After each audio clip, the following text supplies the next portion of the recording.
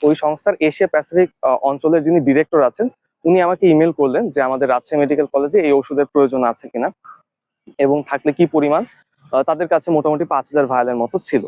তো এই খবরটা পাওয়ার পরে আমি সরাসরি আমাদের ডিপার্টমেন্টগুলোর সাথে কথা বলি। তাদের মাধ্যমে পরবর্তীতে নির্ধারণ হয়েছে যে আমাদের মেডিকেলে কি পরিমাণ স্ট্রোক এবং হচ্ছে হার্ট অ্যাটাকের পেশেন্ট আছে এবং কয়জনকে আমরা দিতে পারবো, যে সময়সীমা আছে এই ওষুধগুলোর। মার্চ মাসের 31 তারিখ পর্যন্ত এটার মেয়াদ আছে, এর মধ্যে আমরা কতটুকু দিয়ে শেষ করতে পারবো সেই অনুপাতে আমাদের হচ্ছে ডিমান্ডটা চাওয়া হয়। ম্যাক্সিমাম স্ট্রোক রোগী আমাদের হাসপাতালে আসে অনেক দেরিতে, তো তখন এই ওষুধটা প্রয়োগের সুযোগ থাকে না। হার্ট অ্যাটাকের রোগীদের যখন রক্তনালী ব্লক হয়ে যায় তখনও কিন্তু এই ওষুধটা ব্যবহার করা যায়।